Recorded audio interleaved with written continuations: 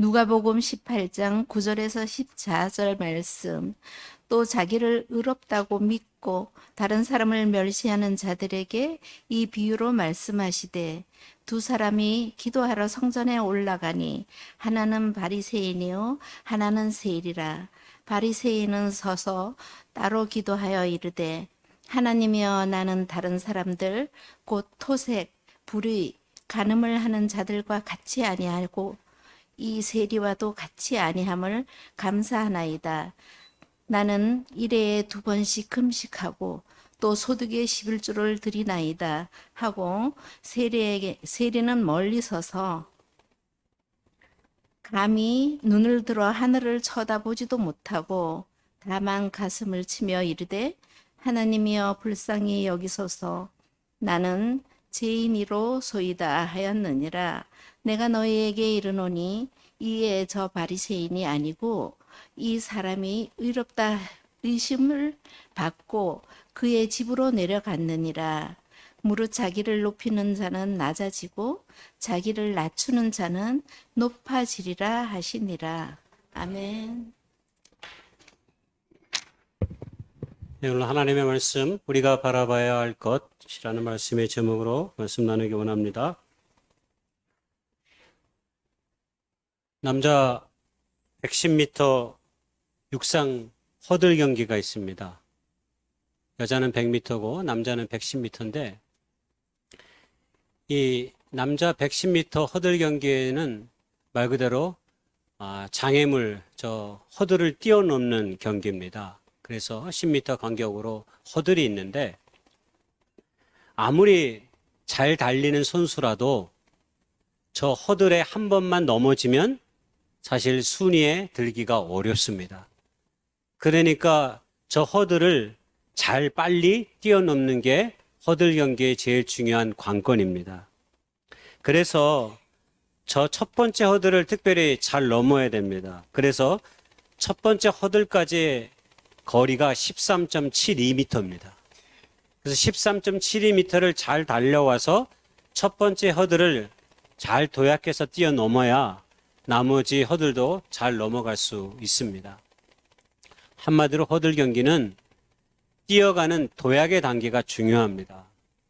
그 도약에 실패하면 걸려서 반드시 넘어져서, 그래서 가끔씩 유력한 허들 경기의 육상 선수가 하나의 허들에 걸려 넘어지는 바람에 그냥 낙오하는 그런 경기 결과를 맞닥뜨리는 것을 우리가 많이 볼 수 있습니다. 저에게는 1월이 도약을 준비하는 시간이다, 이런 생각이 들어요. 한마디로 12달 있는 2024년의 시간 동안 1월은 13.72m와 같습니다. 우리의 삶 앞에 놓여있는 2024년의 시간들, 아마 그 삶을 살아다 보면 여러 가지 많은 일들을 만나게 되고 또 우리가 생각지 못했던 많은 일들을 경험하게 될 것입니다.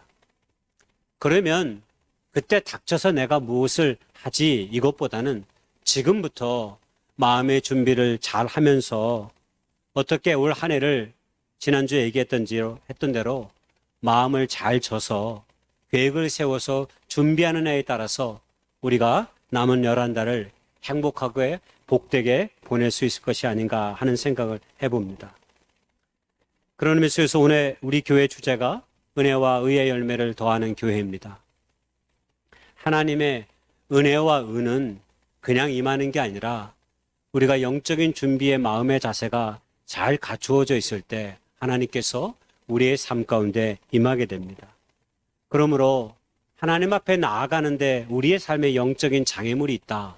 그러면 그런 것들을 그냥 내버려 두지 마시고 때로 치우는 노력을 우리가 가져야 합니다. 세상의 처세술이나 방법이 아닌 하나님의 생각과 그 뜻대로 우리의 모든 것을 조율해 갈 때 우리는 능히 세상이 우리에게 주는 장애물들을 뛰어넘을 수 있다, 그런 생각이 듭니다. 그럴 때 우리가 하나님이 주시는 평안과 기쁨을 누리게 될 수 있는 거죠.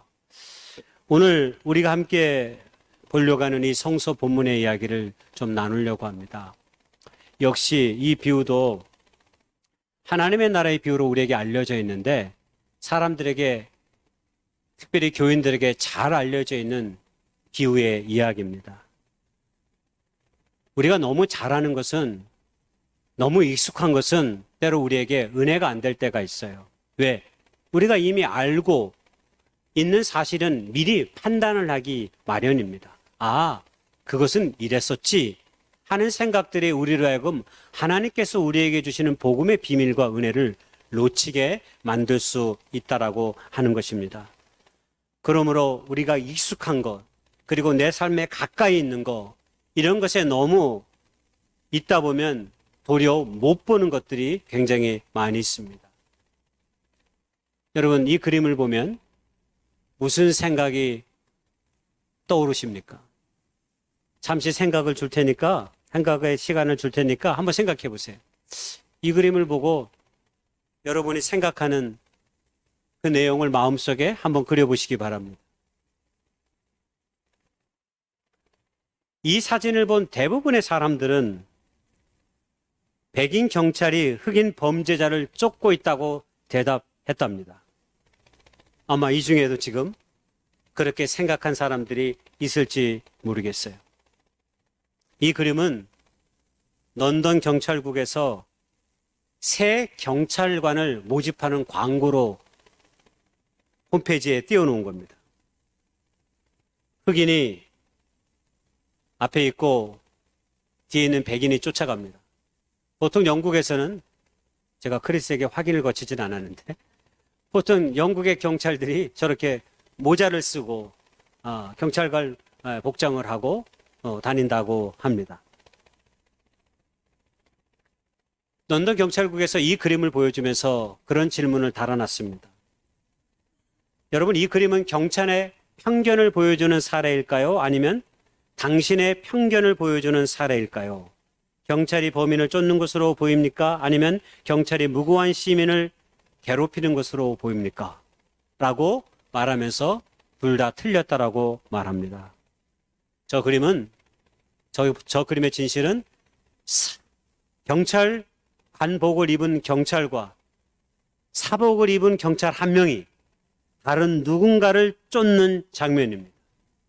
그러면서 경찰국에서는 저희가 왜 소수의 민족 출신의 신입 경찰을 더 많이 찾으려고 하는지를 보여주는 사례입니다. 라고 하는 이런 줄을 달아놓았다고 합니다.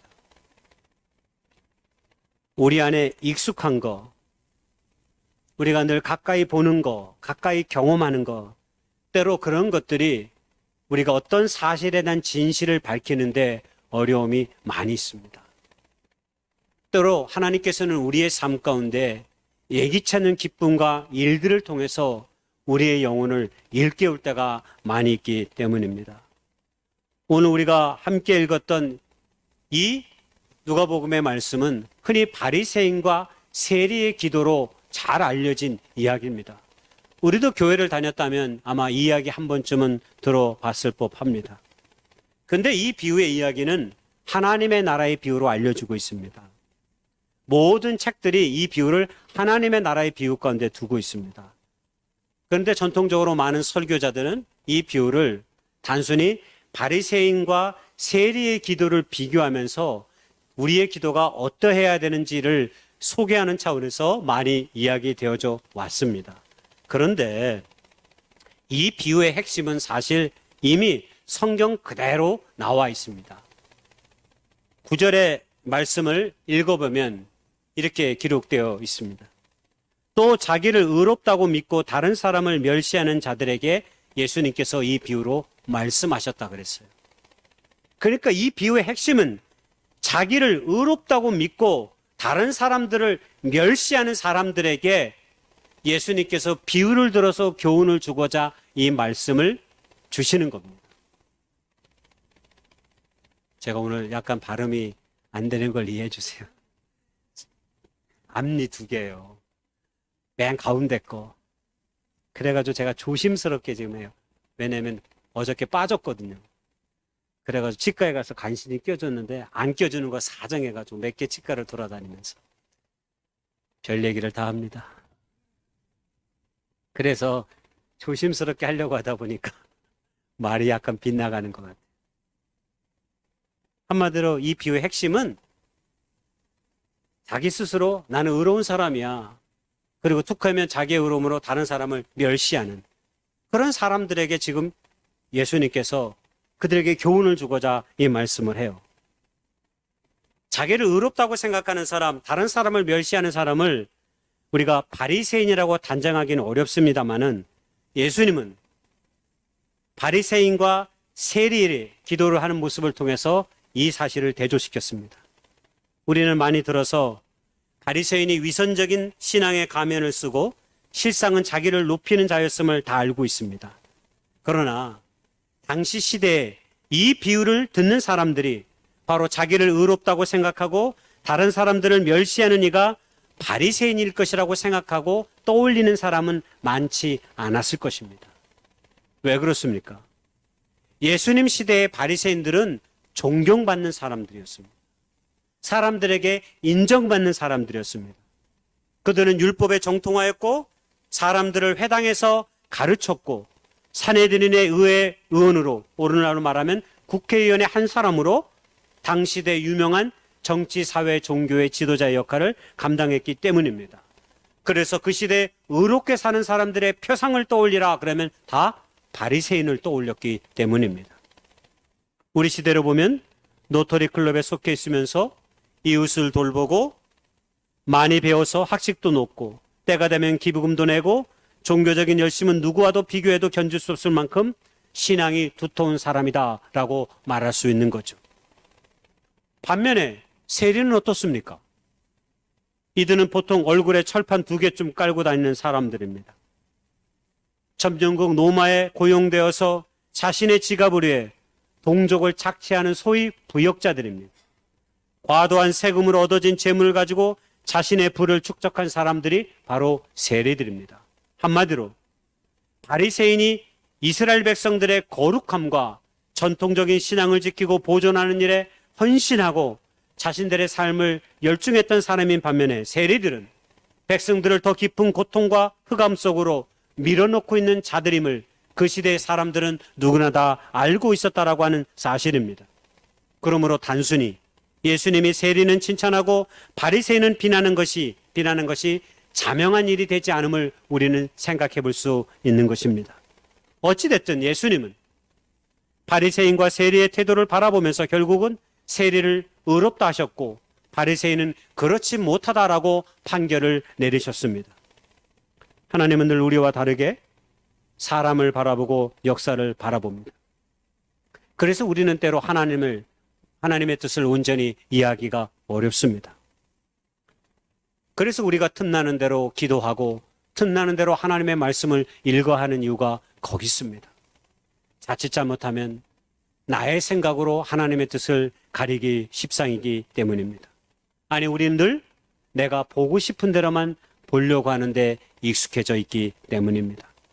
그래서 성경의 말씀은 늘 우리의 생각과 시각을 교정해 주는 것입니다. 오늘 말씀을 통해 두 사람을 하나님의 눈에 나타난 그대로 한번 생각해 보기를 원합니다. 여러분, 먼저 바리새인과 세리의 공통점이 있습니다. 여러분, 그 공통점이 무엇입니까? 두 사람 다 하나님 앞에 자신을 세우는 사람들이다라고 하는 것입니다. 그들은 기도하러 성전에 올라갔다라고 10절에 말하고 있습니다. 바리새인과 세리는 지금 기도하러 성전에 찾았습니다. 적어도 이들은 하나님과의 교제가 삶 가운데 필요한 일이다라고 하는 것을 누구보다도 깨닫는 사람들입니다. 여러분은 언제 교회를 한번 찾으십니까? 언제 교회에 와서 우리가 우리의 문제를 아니면 때로 우리의 마음을 토로한 적이 있으십니까? 적어도 바리새인과 세리는 일상의 삶 가운데 한 번쯤 교회를 찾아가 자신의 그 마음을 토로하고 자신의 신경을 고백하는 그런 삶이 필요하다는 사실을 누구보다도 인지했다라고 하는 사람들이라고 말할 수 있습니다. 그러나 우리의 삶은 사실 별로 그렇지 못할 때가 많이 있습니다. 우리가 어렵고 힘들 때는 주님을 열심히 찾습니다. 그리고 간절히 기도하기도 합니다. 그러나 내가 기도했던 것, 내가 목적으로 하고 내가 꿈꿨던 것이 이루어지면 우리는 언제 그녀냐는 듯이 우리는 때로 교회를 등한시하기도 합니다. 이는 공표나 두려움에 직면하여 드리는 일시적 기도를 그저 할 뿐이다라고 하는 사실이죠. 그러나 하나님께 감사하며 사는 사람들은 하나님을 자신을 위한 목적과 수단으로 삼아 일시적인 도움을 얻는 분으로 삼지 않습니다. 우리 일상의 삶 가운데 주님과의 교제, 기쁨, 그리고 주님이 주시는 평안을 생활 가운데 누리며 사는 사람들입니다. 이런 장점에도 불구하고 그들이 드린 기도는, 한 사람의 기도는 예수님을 만족시켰고 한 사람의 기도는 그러하지 못했습니다. 자, 그러면 무엇이 이런 결과를 낳았는지 바리새인과 세리의 기도를 간략하게 살펴보겠습니다. 첫 번째, 바리새인의 기도는 자기보다 못한 세리를 기준 삼아 하나님께 나아갔다라고 하는 사실에 있습니다. 이게 바리새인의 태도입니다. 한마디로 욕바지 역할을 하는, 시대의 욕바지 역할을 하는 세리를 자신의 삶의 척도로 삼아 자기를 드러내려고 했던 것입니다. 여러분, 세리가 바리새인보다 못하다고 생각하는 일은 자명한 일입니다. 예수님 시대 모든 사람들이 다 그렇게 알고 있었습니다. 그런데 이런 일들을 때로 우리도 할 때가 많이 있습니다. 사람들은 보통 자기보다 못한 사람을 비교 평가하여 자신의 존재감, 자신의 우월감을 드러내려고 합니다. 이런 사람들에게 나타나는 기질이 교만입니다. 여러분, 교만한 사람들의 특징은 절대 자기보다 신분이 높거나 자기보다 많이 가지거나 자기보다 능력이 뛰어난 사람들과 비교하지 않습니다. 대부분의 교만한 사람들은 자기보다 낫다고 생각하는 사람들, 그와 비교해서 자기가 높다고 생각하는 사람들을 빗대어서 자신을 높이려 듭니다. 항상 자기보다 못한 사람이라고 생각하는 사람들을 힘들게 하고 비교하면서 스스로를 높이려 하는 거죠. 때로 이런 것들이 우리의 삶 가운데서 발견되어지기도 합니다. 그러므로 여러분, 이 바리새인의 이야기가 다른 사람의 이야기가 아니라 혹 나의 이야기, 우리들의 이야기가 될 수 있다는 사실을 기억해야 합니다. 혹시 이야기를 들으면서, 이 말씀을 읽으면서 우리가 나는 그래도 바리새인이 아니고 세리라고 생각했다면 아마 그것이 어쩌면 우리가 바리새인이라는 증거인지 모르겠습니다. 저도 늘 오랜 시간 하나님의 말씀을 버타고 기도하지만 늘 나의 기준, 나의 의가 항상 앞선다는 생각을 가질 때가 참 많이 있습니다. 얼마 전에 한 드라마를 보다가 사람들은 대부분 다 자기 기준만을 가지고 삶을 바라보고 사람을 바라보고 사는구나 라고 하는 사실을 제가 깊이 있게 깨달은 드라마가 있습니다. 내일도 하고 모레도 합니다. 마지막 회가 2번 남았습니다. 이 드라마입니다. 보신 분인지 모르겠는데 제가 요새 감동 깊게 보고 있습니다. 사랑한다고 말해줘라는 드라마인데요. 예, 디즈니 플러스에서도 하고 우리 집 텔레비에서는 난 안 하는 줄 알았는데 아내가 어떻게 알고 찾아내가지고 1번에서 합니다. 1번. 케이블 TV 1번. 이게 어떤 내용이냐면요. 부부가 보면 되게 좋을 것 같아요. 사람을 이해한다는 게 어떤 건지를.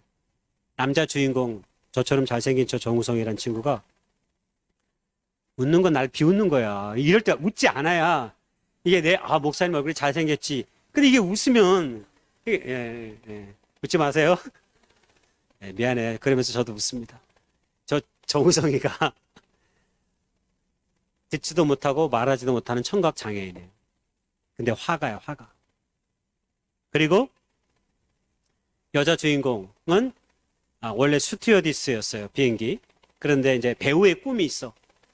근데 그 배우의 꿈을 이루어 나가려고 지금은 카페에서 알바를 하면서 단막극 이런 데 지나가는 역할로 출연도 하고 뭐 그래요. 부모의 눈초리를 받으면서. 근데 배우의 꿈을 키워가고 있어요. 그러다가 제주도에서 우연히 만나가지고 다 얘기하면 안 되니까 화재가 난 거를 사람들이 소리 지르는 거, 이 사람이 그림을 그리고 있었는데 옥상에서 소리를 지르고 사람들이, 근데 앞에 그림을 보고 있으니까 모르는 거야. 근데 그 옆에서 그냥 우연히 커피를 마시다가 이 배우 지망생이 제주도에 차량이 있어서 갔다가 지나가는 역할 차량이 있었다가 다 나오다가 문득 그 사람을 생각한 거예요. 근데 저 사람은 왜 저기 있지? 알고 봤더니 듣지도 못하고 말하지도 못하는 사람이었어요. 그래서 그를 끌고 나와요. 그게 이제 인연이 돼요. 그래서 두 사람이 연애를 해요. 드라마라는 데가 이제 멜로드라마인데 손으로 써가지고 스케치북에 자기가 쓰는 언어를 전하기도 하고 핸드폰으로 전하기도 하고 이 여자가 아직 수어를 다 많이 배우지 못했어요. 그래서 열심히 지금 배우고 있어요. 왜? 이 남자친구에게 소통하려고 하니까. 근데 어느 날 제가 하려고 하는 이게 본질인데 한 학생이 동료 학생들에게 맞는 장면이 있었어요. 근데 그 학생은 그 전에도 이 남자 주인공이 버스를 탔을 때 뒤에서 동료 학생들한테 맞았어요. 그런데 하나도 안 들려요. 왜? 이 친구는 앞에만 보고 있으니까, 주인공은. 근데 이게 뒤에서 무슨 일이 일어나는지 소리가 안 들리니까 몰라요. 그리고 길 가다 몇 번 부딪혔어도 그냥 얼굴만 아는 정도지 무슨지 몰라요. 근데 이날은 여자친구와 같이 길을 걸어가는데 동료 학생들에게 맞고 있는 걸 봤어요. 그러니까 눈으로 보니까 당연히 남자 주인공이 뜯어 말리고 그 친구를 보호하려고 해요. 그랬더니 그 맞은 학생이 소리를 지르면서 간 거예요. 아니 지난번에는 못 본 체 하고 지나가더니 이제는 왜 아는 체 하냐고 참 조소를 하고 비아냥거리고 가요. 근데 그 소리를 못 듣잖아요. 남자 주인공은. 여자 주인공이 그 소리를 듣고 남자에게 수어로 말합니다. 저 학생을 아냐고. 오가다가 몇 번은 본 적은 있다고. 그게 다냐고. 그게 다라고. 근데 저 학생은 당신을 안다고 얘기하는데요. 그랬을 때 이 남자 주인공이 이 말을 했어요. 그래서 제가 그 드라마 볼 때 막 적어놨어요. 네, 제가 적어놨어요. 그래서 제가 이 날을 쓰기 위해서 정해놓은 건 아닌데 적어놨어요. 그때 이렇게 말을 했어요. 내가 듣지 못해서 오해가 많이 생긴다고 얘기해요. 내가 듣지 못하기 때문에 오해가 많이 생겨요. 근데 더 깊은 감동은 저 여자 주인공의 한 말 때문에 제가 마음이 울컥했어요. 아니, 당신 잘못이 아니에요. 모든 사람이 들을 수 있다고 생각하는 오해예요. 저는 저 말이 얼마나 무겁게 제 마음속에 내려앉는지 몰라요. 우리는 늘 우리가 생각하는 차원에서의 삶을 생각해요. 모든 사람이 다 나처럼 보고 듣고 다 할 수 있으니까. 그렇기 때문에 지나가는 모든 사람들이 다 그럴 거라고 생각하고 우리는 판단하고 때로 욕을 퍼붓기도 하고 때로 잘못된 마음을 갖기도 하죠. 그 남자의 잘못이 아니라고 막 가르쳐 주죠. 그리고 어쩌면 우리 모든 사람들이 다 이 얘기는 나와 똑같을 거라고 생각하는 데서 문제가 있다라고 말하는 대사입니다.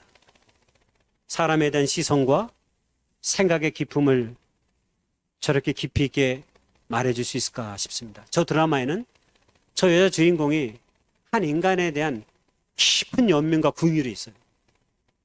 그래서 그 대사들이 굉장히 감동적일 때가 많습니다. 그래서 제가 열심히 가능한 내일도 모레도 볼 예정으로 있습니다. 마지막 했거든요. 우리 늘 자신이 보고 싶은 것만을 보고 비교하면서 자신에게 초점을 맞추려 합니다. 단 한 번도 다른 사람이 제대로 들을 수 없고 볼 수 없다는 생각을 해보지도 않고 해본 적도 없습니다. 때로 교만 아니면 그런 것이 아닙니다. 우리는 거창한 것이 교만이라고 생각하는데 그런 것이 아니라 우리의 삶 일부 가운데 내 옆에 있는 사람들의 그 마음의 일부를 조금이라도 헤아려 보려고 하는 마음이 우리 안에 없다면 어쩌면 이미 우리는 교만의 늪에 빠져 있는지 모르겠습니다. 바리새인의 태도는 자기보다 못한 자를, 자기보다 사회적으로 약자인 그를 척도 삼아 자기의 옳음을 주장합니다. 비교는 우리가 가지는 가장 영적 교만의 길로 향하게 하는데 특별히 그 비교가 자신의 삶에 비추어 봐서 사회적으로 여러 가지 건강하지 못한 사람들에게 더 초점이 맞춰져 있다면 그것은 아주 사악한 일이 되고 말 것입니다. 반면에 두 번째, 제가 앞에 대사를 안 띄워줬었군요. 죄송합니다. 두 번째, 세리의 태도입니다. 여러분, 세리는 어떻게 하나님 앞에 지금 기도의 태도를 보여주고 있냐면, 바리새인이 세리를 기준 삼아 척도 삼아 하나님 앞에 기도했다면, 세리는 오직 우에 계신 하나님만 바라보고 기도하는 내용이 나와 있어요. 그래서 기도의 내용이 아주 짧습니다. 그리고 그것이 예수님께 의롭다 칭찬을 받은 이유가 됩니다. 오늘 세리의 기도는 너무 짧습니다. 하늘을 쳐다보지도 못하고 다만 가슴을 치며 이르되 하나님이여 불쌍히 여기소서 나는 죄인이로소이다.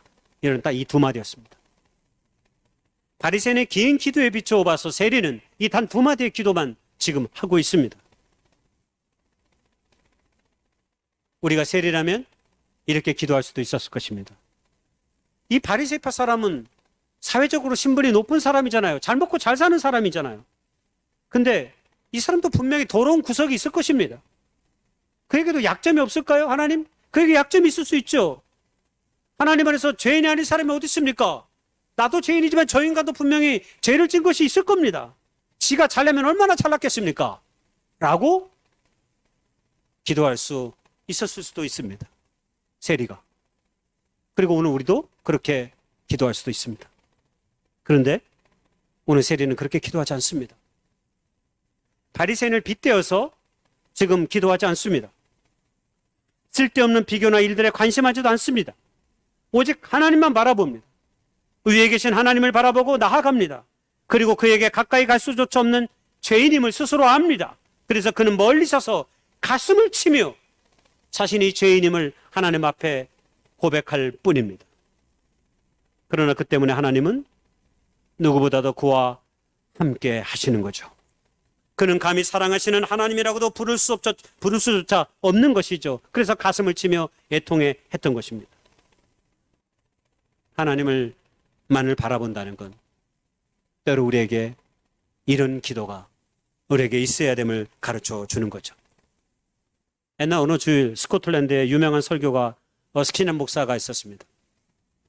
스코틀랜드의 유명한 목사로 소문난 이 목사님의 명망을 듣고 많은 사람들이 교회를 찾아오게 됐는데 어느 날 스칼렛이라고 불리는 어떤 한 여자가 이 예배에 참석했습니다. 그래서 엄청난 은혜를 받았습니다. 그리고 나서 이 스칼렛 여자가 그 다음 주일에도 또 설교가 어스킨 목사의 설교를 들으러 또 갔습니다. 근데 지난 주일과는 다르게 별로 은혜를 못 받았습니다. 그래서 이 어스킨 목사에게 그런 질문을 던졌습니다. 목사님, 제가 지난주에는 큰 은혜를 많이 받았는데 이번 주에는 별로 은혜가 안 됐습니다. 그때 목사님이 그런 얘기했습니다. 그 이유는 단순합니다. 지난 주일에 당신이 예수님을 만나기 위해 예배드리러 왔지만 그래서 은혜를 받았지만 오늘은 나의 설교를 들으러 왔기에 은혜를 받지 못한 것입니다. 그렇습니다. 여러분, 우리의 예배, 우리의 기도는 누구를 향하여 있습니까? 우리는 언제나 주님 앞에 우리 자신을 맡기고 세워야 합니다. 우리가 하나님을 속이지 않고 그분 앞에서 우리 자신을 가시하지 않는 방법을 배운다면 반드시 하나님은 우리의 아버지가 되실 것입니다. 세리가 어떻게 성전을 떠났다고 성경은 말합니까? 자유로운 영혼으로 평안한 마음으로 집으로 돌아갔다라고 성경은 말하고 있습니다. 결론입니다. 여러분, 어디에 서 있든 누구를 만나든 하나님을 의식하고 의지하십시오. 들어온 입구에 제가 CBS 춘천에 설교하러 갔다가 CBS 춘천에 그 표가 너무 마음에 들어서 제가 허락을 받고 CBS 춘천에 그 대표의 허락을 받고 저거 내가 사진 찍어 가서 내가 좀 사용하겠습니다. 허락받고 제가 저기다가 그대로 옮겨놨습니다. 너무 마음에 감동이 되더라고요. 여러분, 교회 올 때만 하나님을 의식하고 의지하십니까? 여러분의 가정 속에서는 어떻습니까? 여러분의 직장, 누군가와 만날 때, 어떤 일을 할 때 여러분 그때는 어떠합니까? 충분히 하나님을 의식하고 의지하는 자가 어둠 속에서도 길을 잃지 않을 것입니다. 주님이 우리의 길이요 진리요 생명이라 말씀하셨기 때문입니다. 이제 우리 기도하며 나가기 원합니다.